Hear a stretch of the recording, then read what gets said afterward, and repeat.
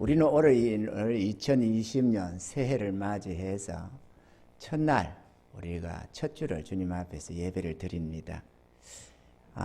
기아이면은 모든 52주 모든 날들이 365일이 다 하나님 앞에서 의미 있고 귀하고 아름다운 날들이겠지만 특별히 이렇게 한 해를 시작하는 무렵에 여기에서 이 기아이면 어떤 말씀으로 우리 주의 백성들이 은혜 입기를 원하고 복받기를 원할까 이렇게 고민이 됩니다.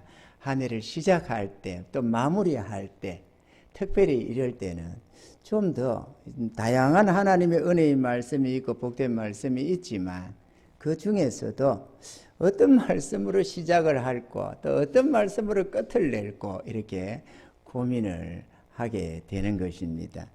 그래서 오늘 우리가 첫 주에 오늘 이 서로 다른 언어라고 하는 이 주제로 오늘 이 말씀으로 올 한 해를 시작하고자 했습니다. 할렐루야. 우리가 오늘 이 본문을 통해서 우리가 살펴보고자 하는 것이 5가지로 우리가 크게 생각을 하고자 합니다. 첫째, 이 사람들이 오늘 본문에 보면은 온 땅의 구음이 하나요 언어가 하나이었더라 이렇게 시작되면서 한 족속이었다고 말을 합니다. 이 사람들이 오늘 본문에 보면은 신할 평지를 만나서 거기 거하고 서로 말하되 자 벽돌을 만들어 견고히 굽자 하고 이에 벽돌로 돌을 대신하며 역정을 진흙을 대신하고 이래가면서 바벨 탑을 쌓기를 시작합니다. 우리 하나님께서 하시는 말씀 이들이 한 족속의 언어가 하나요 또 한 족속의 언어도 하나이므로 라고 6절에 말씀을 하고 있습니다. 이들이 다름 아니라 노아의 자손들 아닙니까? 그러니까 노아 홍수 후에 일어난 사건이거든요. 노아 홍수 후에 노아가 350년을 지내었고 향년이 950세 죽었더라 이렇게 그들이 이렇게 죽게 되고 하는데 바로 그런 이후에 일어나는 사건들입니다. 그러니까 노아의 후손들로서 당연히 아담의 후손도 하나이겠지만 노아 홍수 후에 이제 일어난 사건으로서 이들이 한 족속 한 언어를 쓰다 보니까 함께 이렇게 옮겨가다가 시날 평자를 아름다운 땅을 만나게 되고 거기서 그냥 우리가 온 지면에 흩어지지 말고 우리가 하나 돼서 결속돼서 살아가자라고 해서 성가대를 쌓기 시작을 했는데 그것을 하늘에 닿게 쌓아서 우리 이름을 내고 온 지면에 흩어짐을 면하자 이러면서 성을 쌓았습니다. 그랬더니 하나님께서 그걸 보시고 이래서는 안 되겠다라고 생각을 하셔서 하나님이 그들이 언어를 혼잡게 해가지고 뿔뿔이 흩어버리고 말았습니다. 하나 되어서 갈 때는 성을 쌓고 대를 쌓아서 그렇게 했는데 언어가 혼잡되니까 그냥 둘도 하나 제대로 결속이 되지 못하고 뿔뿔이 흩어지면서 성 쌓는 일이 거쳐졌더라라고 되어져 있는 것입니다. 할렐루야. 우리 하나님은 이 창세로부터 지금까지 이 성경을 기록할 때에 구원사적으로 적었다고 기록을 하고 있습니다. 그러니까 우리가 가만히 보면 이렇게 해서 하나님이 이 사람들의 연합을 결속을 기뻐하지 아니하시고 그들을 혼잡해서 언어를 혼잡해서 흩으셨구나. 그래서 언어가 세계 각국의 다양한 언어가 나왔구나 이렇게 생각하면서 이렇게 하고 우리가 적당한 어떤 속에서 성경을 좀 이해한다는 차원에서 넘어갈 수가 있습니다. 그런데 성경은 언제나 모든 시대를 초월해서 주의 백성들에게 말씀하시는 하나님의 말씀인 것입니다. 하나님은 이 어떤 약속, 언약으로 또는 계명으로 이렇게 하라, 저걸 하지 말아라 이렇게 말씀하시기도 하지만 이런 사건을 통해서 많은 말씀을 하고 계십니다. 이 사건을 가만히 살펴보면서 그걸 통해서 하나님이 우리에게 교훈하시는 교훈이 있다는 것입니다. 할렐루야. 오늘 우리가 이것을 교훈으로 살펴보고자 하는 것입니다. 5가지를 우리가 살펴보고자 하는데 이들이 성을 쌓았는데 성을 4절에 보니까 또 말하되 자, 성과 대를 쌓아 대 꼭대기를 하늘에 닿게 하여 우리 이름을 내고 온 지면에 흩어짐을 면하자라고 했었습니다. 이 말씀이 뭘 의미하는 바인가라는 것입니다.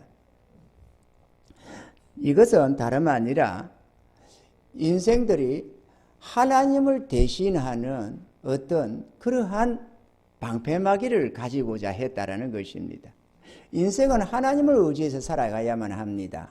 그런데 이들은 인간의 결속력으로, 인간의 힘으로 자신들의 삶에 닥치는 여러 가지 재앙이나 환난을 이기려고 했다는 것입니다. 원래 이 성이라는 것, 대라는 것은 외적의 침입을 방어하는 수단입니다. 그런데 이들은 한 족속, 한 혈통입니다.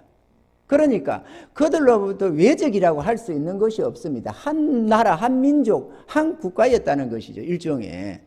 그러면 다른 나라를 향해서 예를 들어서 우리나라 같으면 일본이나 중국이나 러시아나 뭐 여러 나라를 방어해야 되겠지만 그래서 성과 대가 필요하지만 이들은 한 족속입니다. 그래서 성과 대가 필요가 없다는 것입니다. 그런데 말하는 이들은 성과 대는 뭘 의미하느냐? 다름 아니라 우리 삶에 닥쳐오는 환난과 풍파 여러 가지 위험들을 방어하는 수단으로 성과 대를 말씀하고 있는데 우리가 말씀을 보면은 잠언서 18장 11절에 보면 이렇게 기록을 합니다. 부자의 재물은 그의 견고한 성이라 그가 높은 성벽같이 여기느니라. 지금 이 내용이 뭘 말하느냐 하면은 인생의 부자는 자기가 가진 이 재물이 든든한 성벽 같고 높은 성벽같이 여기에서 견고한 성으로 생각해서 자기는 안전하다고 생각을 한다는 것이죠. 나는 뭐든지 할 수 있어 이렇게 그걸 의지한다는 것입니다. 이게 되시면 아멘. 이 뜻으로 지금 이게 기록이 되고 있는 것입니다. 또 시편 127편 1절입니다. 127편 1절에 보면은 여호와께서 집을 세우지 아니하시면 세우는 자의 수고가 헛되며 여호와께서 성을 지키지 아니하시면 파수꾼의 경성함이 허사로다 이렇게 했습니다. 여기서 여호와께서 성을 지키지 아니하시면 이 성이 뭘 의미하느냐? 다름 아니라 오늘 본문의 내용과 같은 거로서 성은 우리 인생에 닥치는 환난 풍파를 말하는데 그거를 방어하는 것을 말하는데 우리가 아무리 이런저런 방법으로 우리 삶에 닥치는 여러 환난을 막아보려고 방비를 해도 본질적으로 하나님이 우리의 삶에 개입해서 우리를 지켜주지 않으면 그게 아무 소용이 없다. 그걸 얘기하는 것입니다. 이 잠언서 말씀과 이 시편의 말씀이 오늘 이 바벨탑의 의미를 보여주는 거라는 거죠. 할렐루야. 그래서 이들이 바벨탑을 쌓았는데 우리가 오늘날에 이런 바벨탑을 인생들이 쌓습니다. 주로 쌓는 것이 어떤 것인가 하면 보험. 갖가지의 보험을 들잖아요. 생명보험, 몸보험, 몸병. 갖가지 보험을 들어서 우리 삶에 닥치는 여러 가지를 방어해 보려고 애를 쓰는 것입니다. 갑자기 닥치면 재앙이 닥치면 안 되겠다니까. 또 어떤 협회, 단체, 노조 결성, 국가 공동체 등등 우리가 다양하게 뭐 개인적으로 보면 돈을 많이 적축해서 갖가지 위험을 방어해 보겠다고도 하고 우리가 나름대로 우리 삶에 닥치는 여러 가지 환난 풍파를 막아보겠다고 애를 쓰는 것입니다. 안전을 도모하려고 말이죠.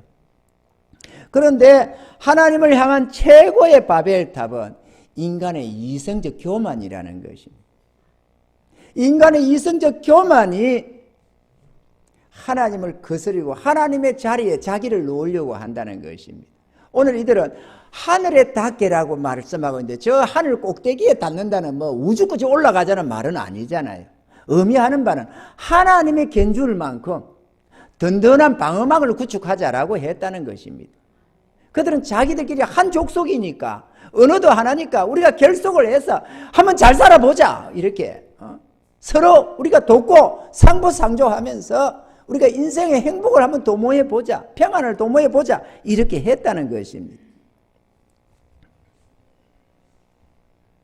그런데 이 세상에는 인간의 이성을 초월하는 하나님의 지혜와 능력과 권세가 있다는 것입니다.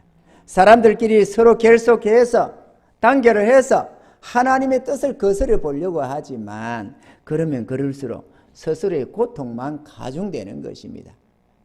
하나님 주님께서 저 사울에게 사도 바울 앞에 사울에게 하는 말이 가시채를 뒷발질하기가 내게 고생이라고.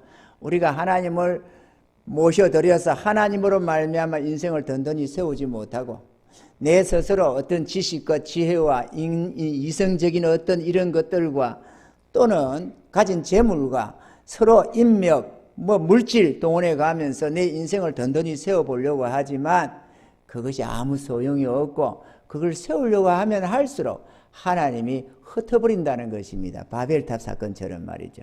그때든 이제든 인생길이 하나님 없이 인생의 힘과 능력으로 삶을 도모하려고 하는 사람은 하나님이 다 그들의 도모를 폐해버린다는 사실을 믿으시기를 주님 축원합니다.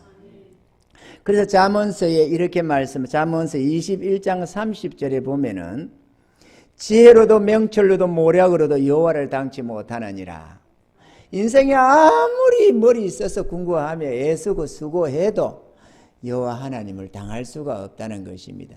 하나님께서 평안을 안 주면 절대로 우리가 평안할 수가 없고 하나님께서 우리의 삶에 든든함을 주지 아니하시 보호해 주지 않으면 우리는 어떤 환난에서 우리가 이길 길이 없다는 것입니다. 믿어지시길 좀 축원합니다.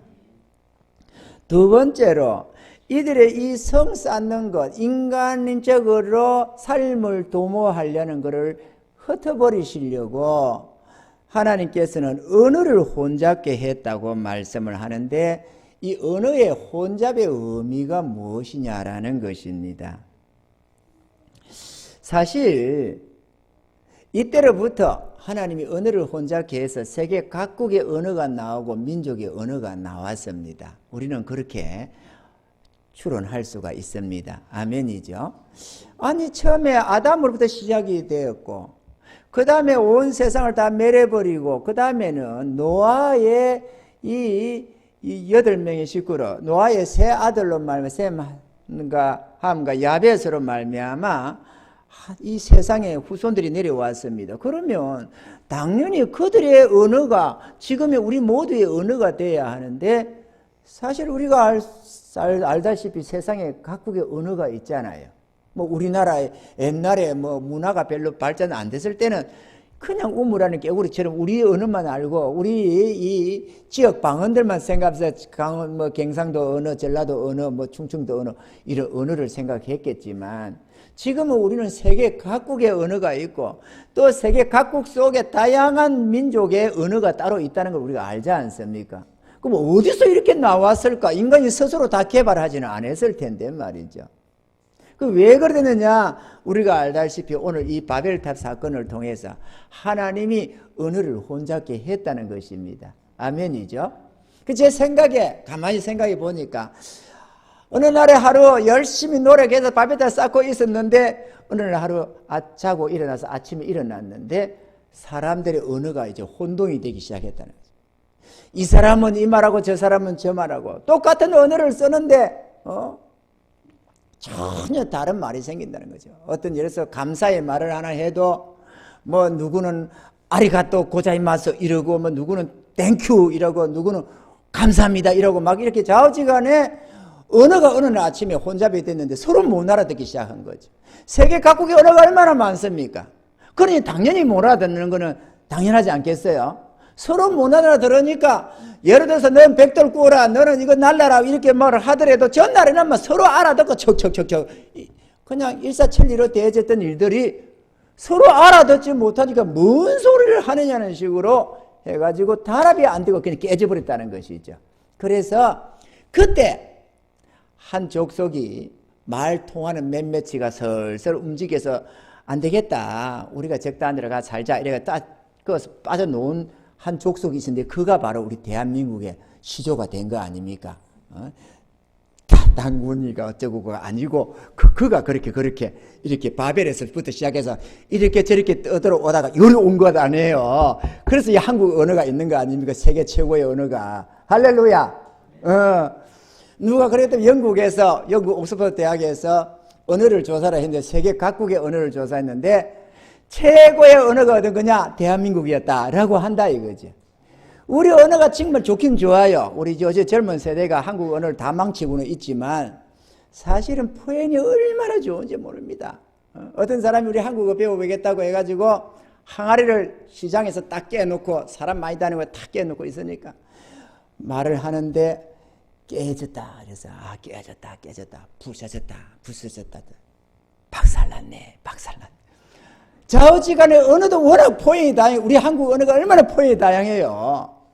그래서 막 도대체 애우다가 그냥 안 되겠다 싶어서 그냥 도대체 몇 가지야 싶어서 때려치웠다는 말이 있지 않습니까? 좌우지간에 우리 언어가 워낙 다양해서 참으로 고상하기도 하고 정말 포용이 참 다양합니다. 내가 캄보디아 선교를 좀 하다 보니까 언어가 진짜 단순해요. 예쁘다 해도 같은 말, 아름답다 해도 같은 말, 똑같은 단어를 갖다가 아름답다, 예쁘다 이 말도 그 말 쓰고 저 말도 저 말 쓰더라고. 우리는 예쁘다, 아름답다, 사랑스럽다, 곱다 얼마나 많아요. 다양하게 말이죠. 우리 한국 언어가 역시 좋긴 좋구나 생각이 됩니다. 하나님께서는 어쨌든 간에 우리 언어 좋다고 자랑치는 게 문제가 아니고 언어를 다양하게 했다는 겁니다. 언어를 혼잡시켰다. 할렐루야. 그때 그렇게 안 했더라면 오늘날에 우리 학생들이 영어 공부한다고 그 고생 안 하고 이 언어 때문에 고민 안 할 텐데 그랬더라면 이 영어 공부한다고 고생을 안 했겠죠. 그죠? 그럴 텐데 하나님이 언어를 혼잡게 해서 하나님이 원흉입니다. 그 언어를 혼잡게 하신 인생이 꼬달빠진 거죠. 그래가지고 영포를 하고 막 그렇게 하잖아요. 언어를 혼잡게 했습니다. 그런데 문제는 그러면 같은 언어를 쓰는 이제 우리 대한민국 같으면 경상도 언어, 전라도 언어 이 방언이 조금 다르지만 다 알아듣잖아요. 남북한도 다 알아듣습니다. 그러면 같은 언어를 쓰는 한 나라, 한 국가, 한 민족은 그러면 같이 알아듣느냐 하면 그렇지가 않다는 것입니다. 왜냐? 하나님이 언어를 혼잡게 하셨는데 그 범위가 어디까지냐? 외적으로는 각국의 언어가 다른 것이고 내적인 게 중요하는데 마음의 언어가 일치가 안 된다는 것입니다. 이게 무슨 말이냐 하면은 가령 우리가 지금 5천만의 인구라잖아요. 그 5천만의 한국어를 쓰는 사람은 알아들을 수 있어야 되잖아요. 그 언어를. 근데 실상은 한 사람, 단 두 사람도 알아듣는 자가 없다는 것입니다. 무슨 말이냐 하면 이런 말이 있잖아요. 이 겉의 언어가 문제가 아니라 마음의 언어가 더 문제인데요. 10년, 20년을 사는 부부도 서로 말을 못 알아들어가지고 같은 말을 그럼 뭔데? 말해봐라. 이렇게 남편이 이렇게 말하면 아내가 내가 그거 100번도 더 말했다. 100번도 더 못해도 못 알아듣는 거예요. 그래서 우리가 이런 말 하잖아요. 너 지금 무슨 말을 하고 있냐? 이런 말 하잖아요. 중국어를 써서 못 알아듣는 것도 아니고 러시아 말을 써서 못 알아듣는 것도 아닌데 똑같은 말을 알아듣게끔 말을 하는데도 못 알아듣는 거예요.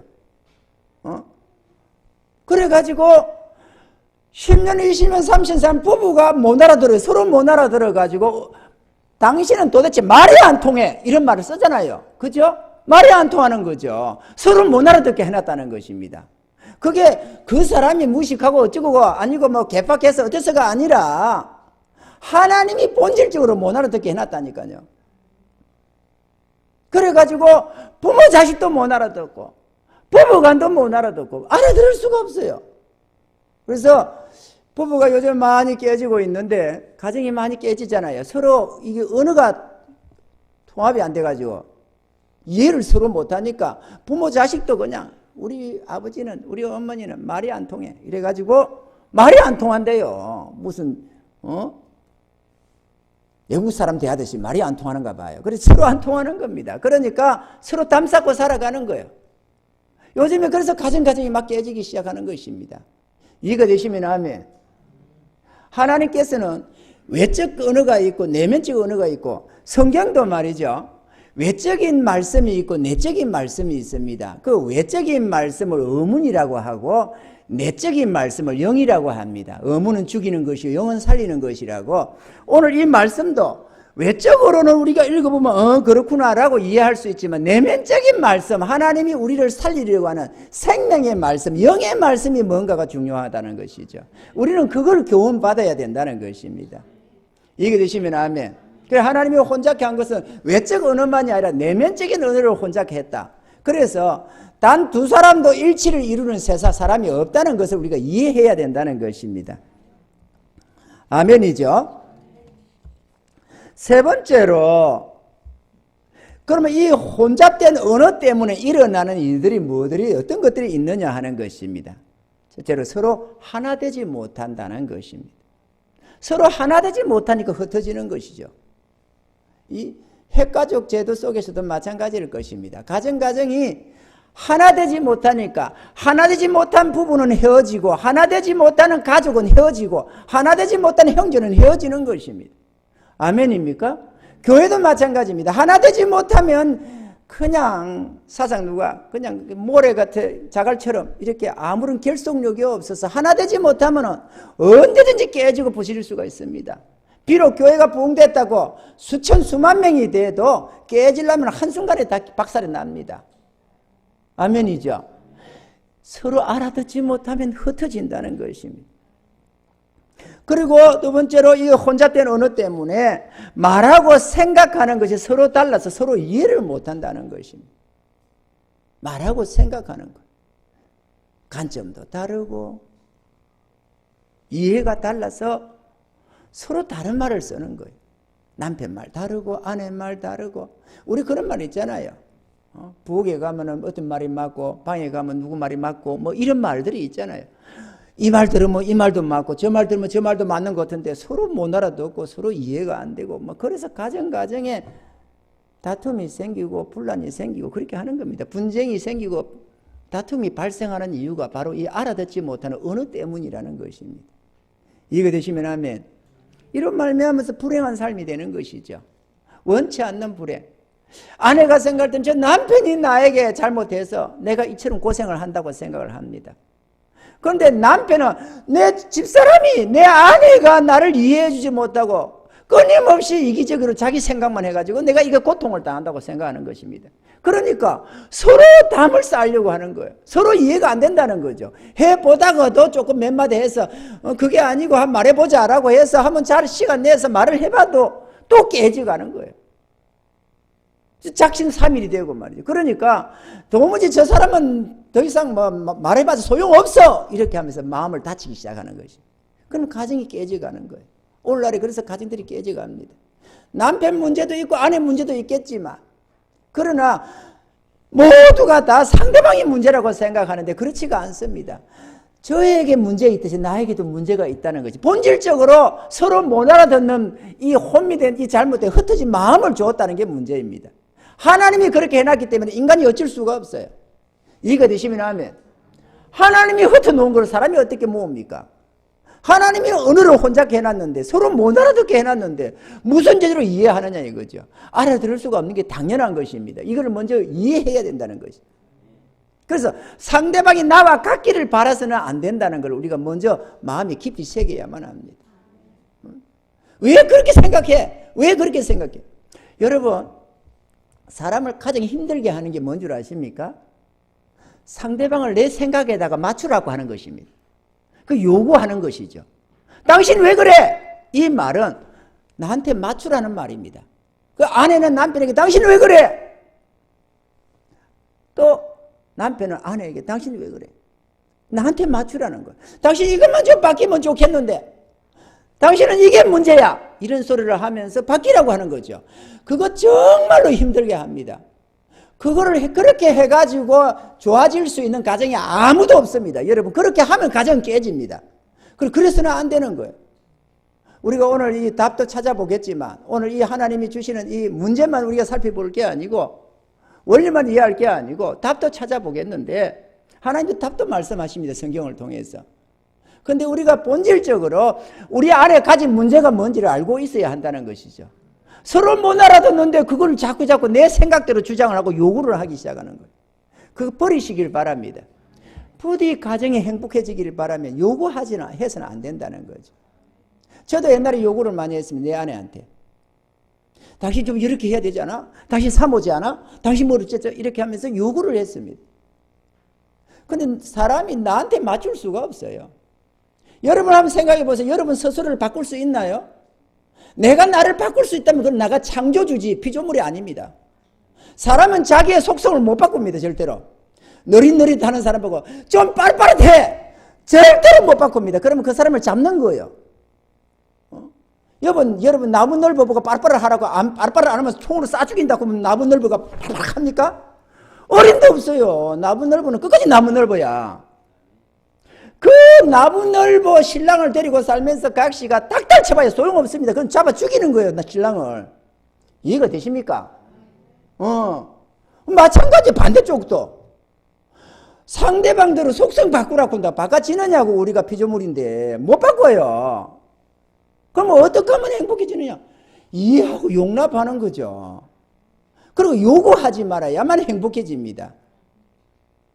저도 제 주사는 요구 안 합니다. 내가 무심결에 어떤 속에서 무슨 얘기를 할 수 있을지는 모르지만 요구 안 합니다. 또 내 아내든 나에게 별로 요구하지 않습니다. 요구를 하면 평안이 사라져 버립니다. 눈치가 보이기 시작하고. 그 부부가 같이 살면서 눈치 보고 어떻게 살아요? 내가 스스로 상대방을 배려하는 것은 괜찮지만 내가 어떻게 상대방의 눈치를 맞춰 살아갑니까? 그게 무슨 과목도 아니고 뭣도 아니고. 그래서 자유롭게 공기처럼 물질은 그냥 내버려둬야 됩니다. 상대방이 편하게 살 수 있도록. 그래야 사람이 평안해지는 거예요. 사람이 그 자꾸 뭔가 푸시하면은, 뭔가 요구를 하면은 압박감이 느껴서 평안이 없어져요. 똑바로 해라, 뭐를 어쩌라, 뭐 청소를 뭐를 어떻게 하고, 뭐 어쩌고. 뭐 사람들이 성격이 다 같습니까? 특성이 다 다르잖아요. 어떤 사람은 좀 어지러나야만 편한 사람이 있고, 어떤 사람은 철저하게 정리정돈이 돼야만 편한 사람이 있고. 그러면 처음에 잘 맞춰야죠. 처음에 시집 장가 가기 전에 적당히 잘 맞췄어야지. 가놓고 그때 가서 속성 바꾸라고 하면 그게 쉽게 바꿔집니까? 안 바꿔지지. 좀 이해해줘야 돼. 그런데 그것도 어느 정도 고쳐져 갑니다. 끊임없이 내 생각대로만 하는 거는 옳은 게 아니니까, 사랑이 아니니까 말이죠. 오늘 그걸 말하고자 하는 게 아니고, 문제는 분쟁이 생긴다는 것입니다. 아멘이죠? 그거 이해해야 되는 거예요. 서로 이해 좀 해줘야 된다 이거죠. 사랑한다면 이해를 해줘야 됩니다. 네 번째로, 하나님이 그러면 우리를 언어를 혼잡게 하신 이유가 뭘까라는 거죠. 왜 이렇게 이대로 뒀다가는 앞으로는 저들의 경영을 금지할 수가 없다. 그러니까 언어를 혼잡해서 흩어버리자 해서 흩어버렸습니다. 하나님이 왜 그랬느냐 그거죠. 우리 하나님의 계획과 뜻은 언제나 선하고 아름답습니다. 아멘이죠. 아무려면 우리가 영어 공부하고 무슨 외국어 공부한다고 고생하게 하려고 했겠어요. 가정 싸우고 다투라고 했겠어요. 그 목적은 아니겠죠. 하나님의 모든 뜻은 선하시니까. 그러면은 왜 그랬을까? 우리가 몇 가지로 생각해 보면, 첫째로 하나님 앞에 각기 홀로 세우기 위해서입니다. 같이 뭉쳐 있으면 작당이 돼 가지고 홀로 서지를 못해요. 그래서 하나님 앞에, 창조주 하나님, 심판주 하나님 앞에 한 죄인으로 홀로 세우기 위해서 하나님은 언어를 혼잡게 했다는 것입니다. 그 앞에 언어가 각국의 언어가 아니요 마음의 통일을 말하는 것이니까 마음이 일치돼 가지고는 안 되잖아요. 서로 결선해서 뭐 잘 살아보자 이라고 다툼도 없고 뭐 아픔도 없고 탄식도 없고 고통도 없으면, 환난이 없으면 평안한데 뭐 누가 예수님 구원 받으려고 하겠어요? 그러면 하나님 없다, 우리도 뭐 우리끼리 잘 살 수 있다, 하나님 도움 필요 없어, 뭐 우리 낸데 이러면서 인간이 이성적으로 얼마나 교만을 부리겠어요. 그래서 흩어놨다는 것입니다. 이해 되시면 아멘. 두 번째로, 홀로 흩어놓고 보니까 인간의 연약함을 깨닫게 하고 인간의 이성적 교만을 깨부수기 위해서 그렇게 했다는 것입니다. 우리가 혼자 있다 보니까 자신이 연약한 존재임을 압니다. 뭉쳐 있을 때는 잘 못 느끼는데 혼자 있을 때. 그래서 우리가 부부도 있고 아내 자식도 있고 뭐 이렇게 형제들도 있고 막 여럿이 이렇게 사는 것 같지만 때때로 하면서 가다가 지구상에 나 홀로 떨어져 있다는 것을 느낄 때가 있습니다. 어떨 때 보면 외롭다 이런 생각, 혼자라는 생각, 고통 힘이 들고 몸이 아프고 힘들고 피곤하고 할 때 아무리 가족이 있어봐야 무슨 소용이 있으면 나의 아픔을 어떻게 해줄 수가 없는 경우가 있어. 나 홀로라는 거. 특히나 이런저런 어려움을 당하고 고통을 당할 때 보면은 나 홀로구나 하는 걸 느낍니다. 아멘이죠? 그 홀로 서 있어가지고 연약함을 깨닫는 거예요. 앞에 같이 있을 때 뭉쳤을 때는 안 그러는데 혼자 있다 보니까 연약함을 깨닫고 이성적 교만이 깨지면서 우리가 하나님 앞에서 무지무능한 존재임을 깨닫기 시작하는 것입니다. 아멘이죠? 하나님이 우리 이성을 깨부수기 했습니다. 그러니까 돈으로 가지고 내가 돈 많다고 고개 들어가지고도 하나님이 기뻐하니까 그 바벨탑 깨부수 버리는 것이고, 내가 이런저런 지식을 많이 배웠다고 거들먹을 버려도 하나님은 그걸 기뻐하시지 않고 깨부수 버리는 것이고, 우리가 어떤 것으로도 하나님이 아닌 다른 어떤 것으로 든든한 삶을 살고자 해도 하나님은 그 바벨탑을 무너뜨려 버린다는 것입니다. 세 번째로, 사람보다는 하나님을 의지하게 하기 위해서 하나님은 언어를 혼잡케 했습니다. 흩어버렸습니다. 시편 146편 3절로 5절에 보면은 방백들을 의지하지 말며, 잠깐만 띄워볼까요? 시편 146편 3절로 5절. 잘 안 되나요? 네. 방백들을 의지하지 말며 도울 힘이 없는 인생도 의지하지 말지니 그 호흡이 끊어지면 흙으로 돌아가서 당일에 그 도모가 소멸하리로다. 야곱의 하나님으로 자기 도움을 삼으며 여호와 자기 하나님에게 그 소망을 두는 자는 복이 있도다. 하나님을 도움으로 삼고 하나님께 소망을 두게 하기 위해서 그들의 뭉침을 기뻐하지 않고 흩어버렸다는 것입니다. 그들은 하나님을 대신하는 그런 뭉침, 그런 결속력, 그런 방어명을 구축하기를 원했지만 하나님은 그걸 흩어버렸는데, 언어를 혼잡해서 흩어버렸는데, 이유가 다름 아니라 사람이 아닌 하나님을 의지하도록 하기요, 물질이 아닌 하나님, 지식이 아닌 하나님을 의지하도록 하기 위해서 언어를 혼잡해서 각각으로 흩어버렸다는 것입니다. 아멘이죠. 네 번째로, 이 세상이 살만한 세상이 못됨을 알게 해서 저 천국을 사모하게 하기 위해서 그랬다는 것입니다. 이 죄악 많은 세상, 인간의 이기심이 극한 이 속에 살면서도 이 땅에서 좀 더 살아보기라고 아둥바둥한 사람이 얼마나 많은데, 조금 음식만 몸에 좋다고 하면 그거 비싸도 사 먹고 말이죠. 조금 뭐가 좋다고 하면 크게 가고 말이죠. 좌우지간에 사람이 건강 찾고 좀 더 오래 살아보겠다 얼마나 애를 씁니까? 이 죄악 많은 세상에서. 그런데 이렇게 사람이 서로 결대다 다툼도 고통도 이기심도 없는 그런 세상을 살았더라면 그들이 천국을 바라보기는 하겠어요? 됐다 그만 여기 잘 살다가 갈란다 이러면서 나는 그런 관심이 없다 이러지요. 그래서 우리가 주의 은혜를 입고 살다 보니까 정치판이 좀 뭐가 해도 그래 속을 상해하다가도 그래 나는 꼭 간다. 내가 이 땅에 속한 것도 아니고 내 시민권은 하늘에 있으니까 그래 나는 꼭 간다. 그래 싸우려면 싸우라. 저 중국, 일본, 미국, 소련 이렇게 해서 이기적인 저런 것을 봐도 그래 나는 좀 이따 간다. 세상에 고통이 가득하고 뭔가 봐도 그래 이기적인 이 세상 볼 때 속은 상하지만 그래 나는 꼭 간다. 이렇게 해서 끊임없이 생각을 그러잖아요. 저 천국이다 사모를 하잖아요. 아멘이죠? 그래서 놓은 찬양이 있습니다. 복음서에 보면 나는야 이 땅에 있을 마음 없어요. 그래서 놓은 거예요. 할렐루야. 하나님이 언어를 혼자 해놔서 그게 놓은 거지. 그걸 안 했으면 아마 그 찬양이 안 났을 겁니다. 절대로. 그래서 우리가 마지막 다섯 번째로 하나님은 구원의 은혜와 영원한 행복을 주기 위해서 우리를 언어를 혼잡케 하고 이렇게 뻔하게 서로 마음이 나누어서 가정에 불화가 생기고 부모 자식 간에 부부 간에 형제 간에 이웃 간에 고통이 가득할 걸 알면서도 어쩔 수 없이 언어를 혼잡케 했다는 것입니다. 왜?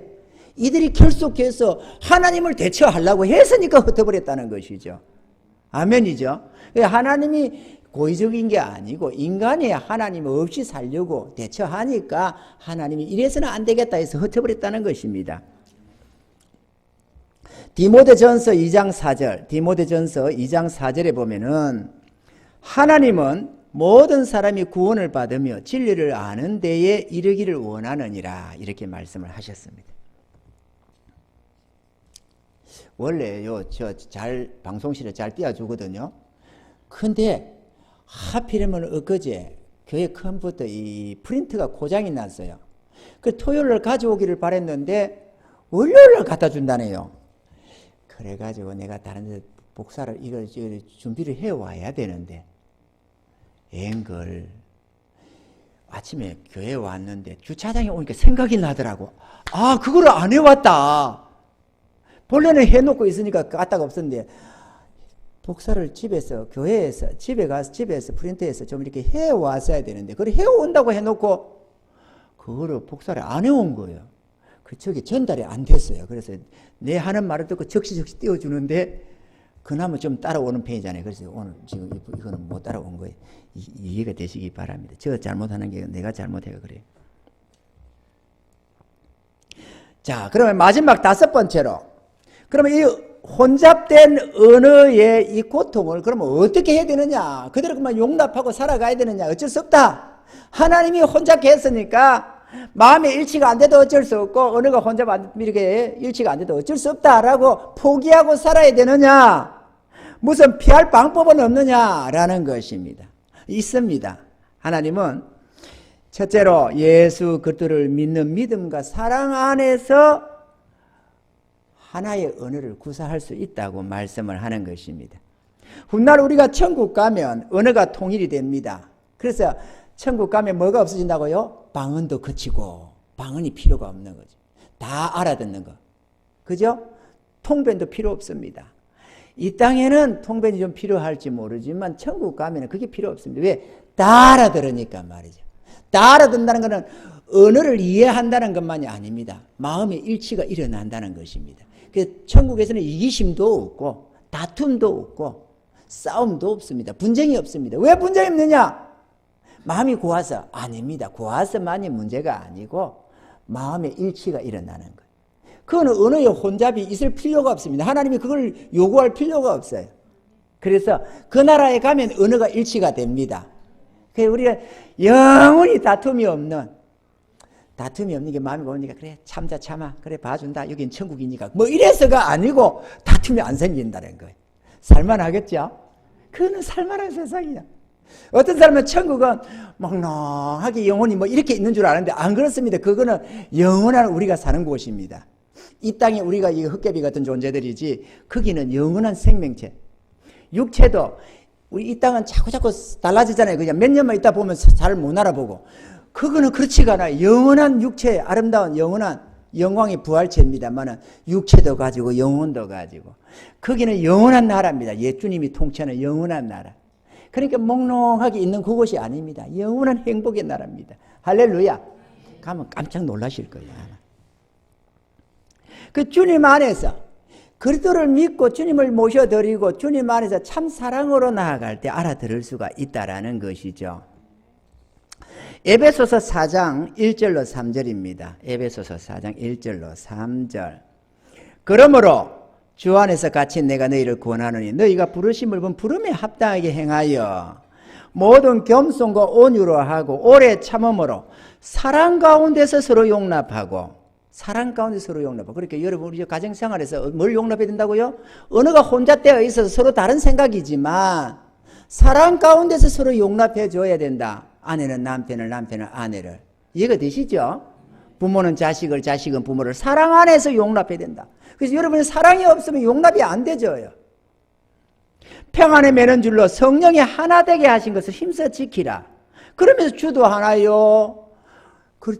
또 하나님도 한 분이요. 성령도 하나요. 믿음도 하나요. 하나 되라고 얘기를 하는 거예요. 그 하나님이 흩어놓은 그것을 이제 예수 믿는 믿음 안에서 하나가 되라고 힘써 하나가 되라고 말씀한다 그거죠. 그 하나 되어 가야 되겠죠? 에이 몰라 저 사람 말이 안 통하니까 그래 막 그냥 이렇게 살아야 돼 포기하고 살아 이렇게 해서는 안 된다는 겁니다. 그거는 하나님이 기뻐하는 뜻이 아니다 그거죠. 저가 어떻다가 아니라 내가 사랑으로 변화되어서 사랑으로 상대방을 대하면 상대방이 알아듣는다는 것입니다. 할렐루야. 고린도전서 1장 10절에는 이렇게 말씀합니다. 고린도전서 1장 10절. 형제들아 내가 우리 주 예수 그리스도의 이름으로 너희를 권하노니 다 같은 말을 하고 여기 같아 그죠? 다 같은 말을 해라. 아니 언어가 혼잡되어 있는데 어떻게 같은 말을 해요? 이거는 사랑 안에서 같은 말을 하라는 것입니다. 너희 가운데 분쟁이 없이 같은 마음과 같은 뜻으로 온전히 합하라. 한 마음 한 뜻이 되라는 것입니다. 여러분 우리는 자꾸 상대방들의 나를 이해시키라고 자꾸 얘기를 합니다. 상대방들을 바르게 얘기를 하고 자꾸 상대방을 바꾸려고 애를 씁니다. 그런데 상대방은 못 바꿉니다 여러분. 내가 어떻게 상대방을 바꿉니까? 그리고 내가 바꾸라고 아무리 총칼로 위협하기로 해서 상대방이 바꿔집니까? 안 바꿔집니다. 사람이 사람을 어떻게 바꿔요? 피조물이 피조물을 어떻게 바꿉니까? 그건 창조주 하나님이 하시는 일이지. 그런데 나는 바꿀 수 있습니다. 왜? 내가 나를 바꿀 수는 없지만 내가 믿는 믿음 안에서 주님은 주의 성령으로 나를 재창조해 주십니다. 나는 바뀔 수 있어요. 나의 특성도 좀 바꿔갈 수 있습니다. 내가 하나님 앞에 탄식하면서 하나님 은혜 주세요 하고 주님께 나를 헌신해 가면서 주님의 은혜를 구하면 성령으로 나를 점점 변화시켜 주고 새롭게 지어 주시는데 이걸 성화라고 그래요. 날로 성화되면서 속성이 바뀌어집니다. 강팍했던 사람도 온유한 사람, 유순한 사람으로 바꿔지기 시작합니다. 새로워지기 시작한다고 그러죠. 그래서 우리가 만약에 여러분 가정에 부모 자식 간에 대화가 안 된다든지 부부지간에 서로 안 된다면 오늘 이 말씀 듣고 변화되시기 바랍니다. 내가 사랑으로 용납하면서 상대방을 이해해 주기 시작해야 됩니다. 저 사람이 자꾸 잘못한다고 생각하는데 그게 아니고 원리 원칙은 하나님의 은혜를 혼자 해놔서 그렇습니다. 하나님이 해놓은 거기 때문에 어쩔 수 없어요. 우리는 거기에 다 반응하는 겁니다. 그러니까 나는 저 사람을 원망하는데 저 사람은 나를 원망하고 있어요. 반드시 그렇게 되어 있습니다. 서로 상대방을 이해 못하니까. 그런데 그러면 이해를 못하느냐? 아닙니다. 이 언어, 사랑의 언어는 만국 공통어입니다. 제가요 캄보디아에 선교를 좀 많이 다녔었거든요. 그리고 캄보디아에 그렇게 하다 보는데 그들이 서로 언어가 잘 안 통하잖아요. 당연히 못 알아듣죠. 뭐 좀 배운 사람들은 영어로 하면 좀 조금 그나마 좀 되겠지만은 저 사람들이 캄보디아어를 khmer어를 쓰잖아요. khmer어. 어느데 얼마나 그림을 그리 놓는지 몰라요. 완전 그림입니다. 뭐 이렇게 해가지고 뭐 점 찍고 좌우지간에 신기합니다. 이게 무슨 그림이냐 싶을 정도로 그림을 그려놔요. 예술적입니다. 그들이 그림 그리는 걸 보면. 잘 그려요. 그 서로 못 알아듣는 건 당연하죠.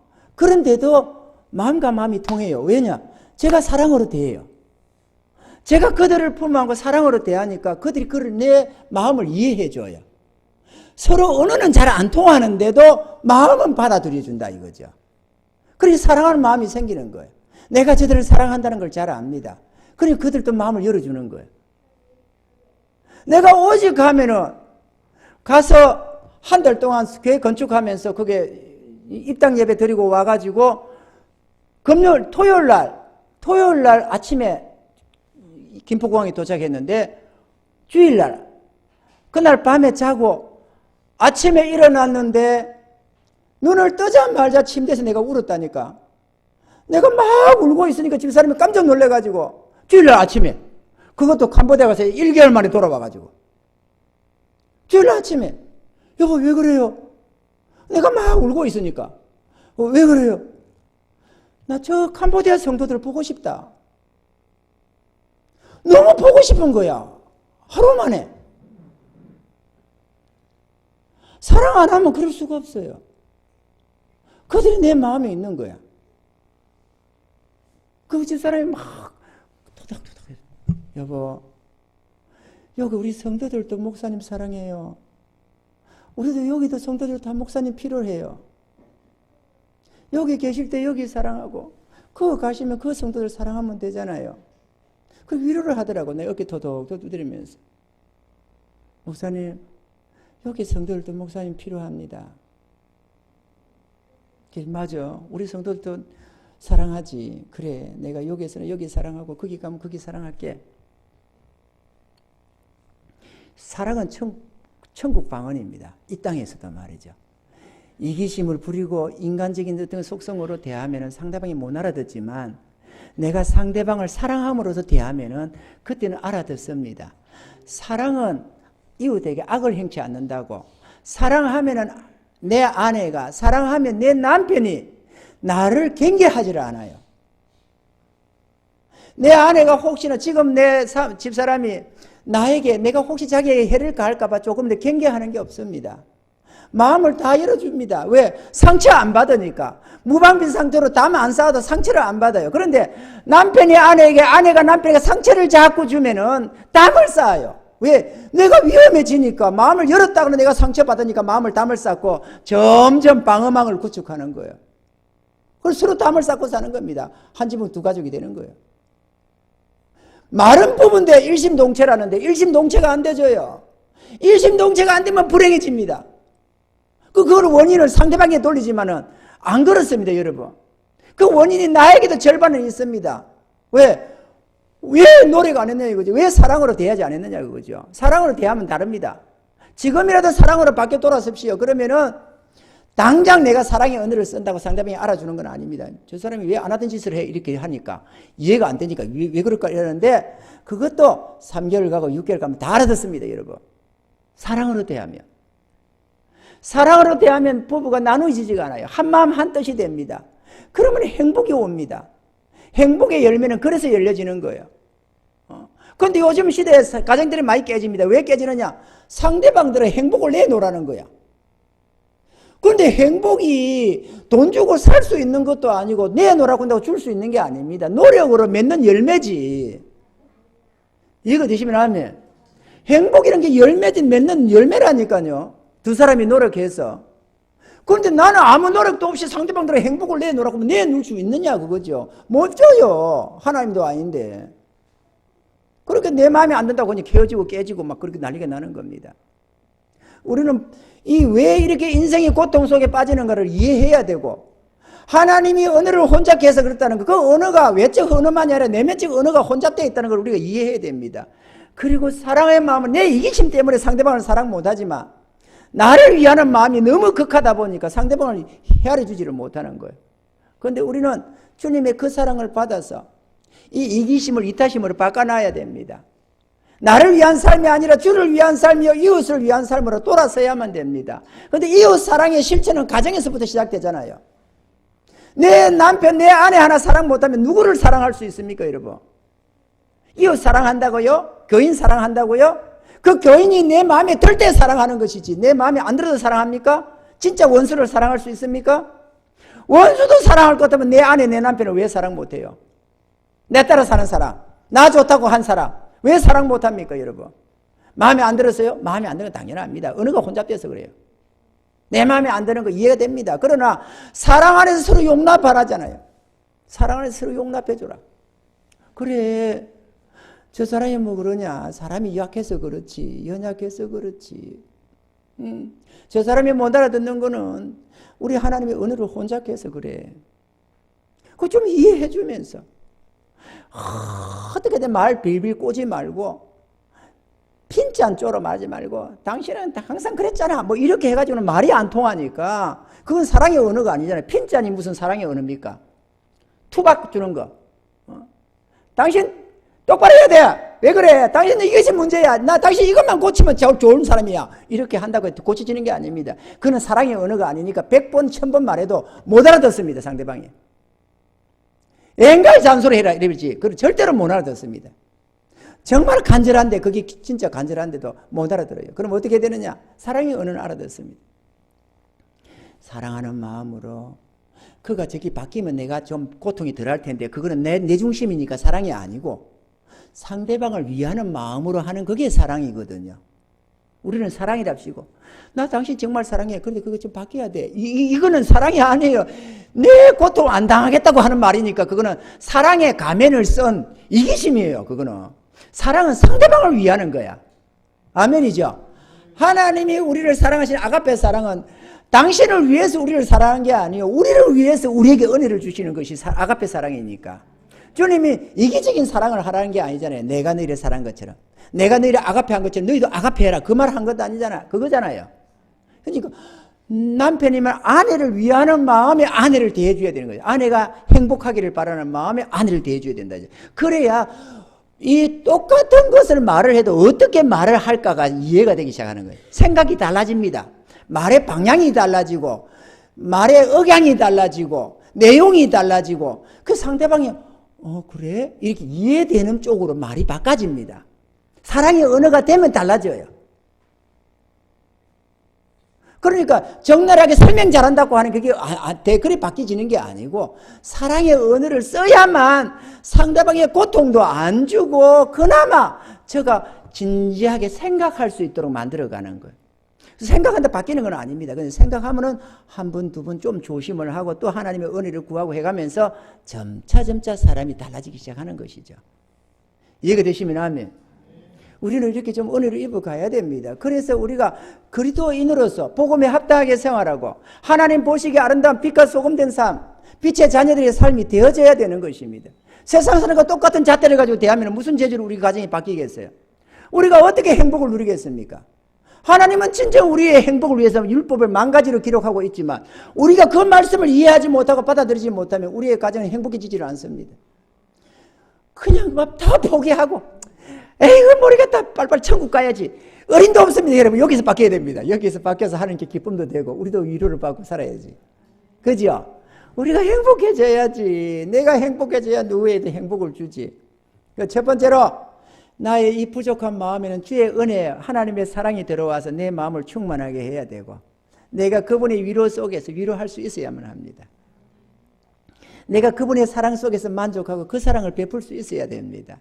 우리는 그렇게 변화되어 가야 됩니다. 그게 점점 장성한 신앙인들의 모습이고 내가 집사다, 권사다, 장로다, 목사다 그게 중요한 게 아니고 내가 그만한 믿음, 그만한 지식을 가지고 그만한 은혜 속에 살고 있느냐가 중요한 거예요. 무슨 권세 자리입니까? 교회가 섬김의 자리지. 직분이 아름다워질수록 아름다운 섬김이 있어야 되고 아름다운 변화가 있어야 그게 진짜 하나님 보시기에 아름다운 백성들이지. 직분만 높아가지고 말이지 그것은 무슨 권세 자리인 줄 알고 나는 권사입니다. 나는 장로입니다. 아니 죄 종에게 뭐 이렇게 큰 소리 쳐봐야 소용이 없어요. 그거는 하나님 보시기에 웃긴다고 생각하는 거죠. 아멘이죠? 변화됩시다.